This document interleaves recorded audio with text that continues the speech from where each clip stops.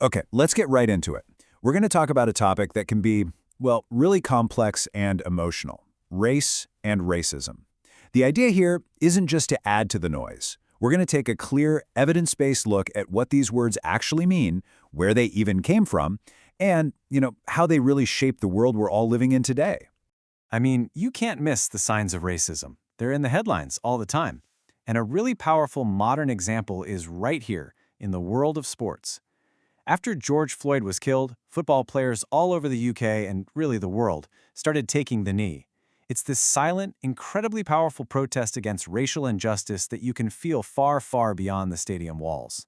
And look, this is not a new problem, not by a long shot. Yeah, overt racism was really common back in the 70s and 80s, but the issue is very much alive and well today. You see it with racist chants aimed at players like Romelu Lukaku in Italy.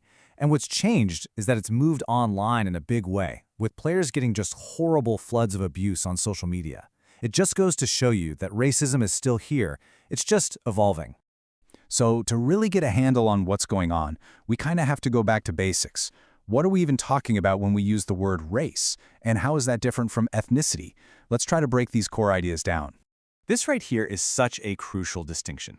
So on one side you have race, this idea based on physical stuff like skin color that suggests something is fixed, biological.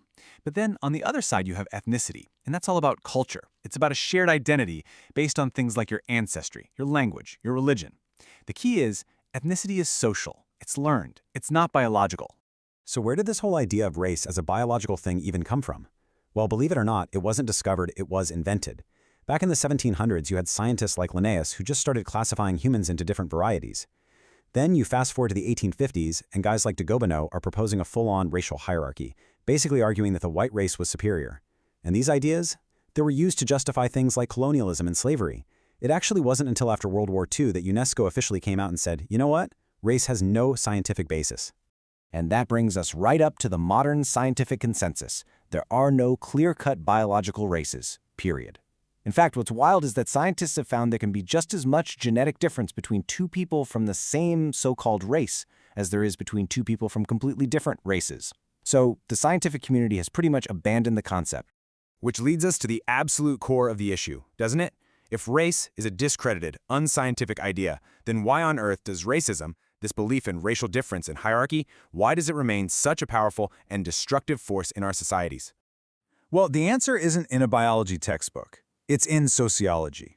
To understand why racism is so persistent, we have to look at how it works through our attitudes, our behaviors, and even the very structures of our institutions. This quote from the sociologist W.I. Thomas, "It's everything. It's the key." What he's saying is that even though race isn't biologically real, because people believe it's real and they act on that belief, the consequences are devastatingly 100% real. Things like prejudice, discrimination, inequality, they all happen because we act like race is real. So let's break that down a bit. First up, you've got prejudice. Think of this as the internal part, what's going on inside someone's head. It's holding a preconceived opinion about a whole group of people, usually based on stereotypes, and sticking to that belief no matter what evidence you see to the contrary. And then when that prejudice, that internal thought, turns into an action, well, that's discrimination. This is the behavior you can actually see. It's denying someone a job or a house or fair treatment simply because of the group they belong to. It's the tangible, real-world result of prejudiced attitudes. Now, this is a crucial point. Racism isn't just about individual bigots. It can be built right into our systems. Institutional racism is when the rules, the procedures, the whole culture of an organization, like a police force or a school system, ends up disadvantaging certain ethnic groups.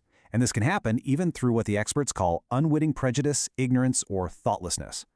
And if you want a powerful and honestly tragic example of this in action, look no further than the case of Stephen Lawrence. He was a black teenager murdered in a racist attack in London in 1993. The police investigation that followed was a complete mess. The official report that came out later found that the failure was because of incompetence, a failure of leadership, and crucially, institutional racism inside the police force and the wider justice system. So these ideas aren't just abstract theories, right? They produce real, measurable inequalities. Let's see how this actually plays out in the real world. Let's look at the data, at the numbers, on employment, housing, and the justice system. Okay, check this out. Researchers did this incredible study. They sent out thousands of job applications that were completely identical, except for one thing. They changed the names to suggest different ethnic backgrounds. And the results? Well, the white majority group got a positive response almost 24% of the time. But for applicants with names that sounded Pakistani or Nigerian, that dropped to around 13%. That is a massive difference for candidates who are equally qualified. And this inequality pops up in other huge areas of life, like housing, which, is a massive part of building family wealth. So while Indian households have a really high rate of homeownership, 74%, and white British households are at 68%, the rate for Black African households is just 20%. That is a stark difference. It shows how opportunity can be systematically different for different groups. And then you look at the justice system, and the numbers are just, they're staggering. In England and Wales, for every 1,000 white people, 3 were stopped and searched by the police. For Black people, that number jumps to 38. That's more than 12 times higher. You just can't explain away that level of disproportionality. Okay, so we've been through a lot here. The history, the concepts, the hard data. So what's the bottom line? What are the most important things we should really walk away with after all of this? Let's quickly recap. First off, race is a social invention. It's not a biological reality. Ethnicity is the much more accurate way to talk about cultural identity. Number 2, racism isn't just about what's in a person's heart, it's literally built into our systems and institutions. And finally, number 3, these systems create very real, measurable, and harmful inequalities that affect people's lives every single day. And that leaves us with this final, really crucial question to think about.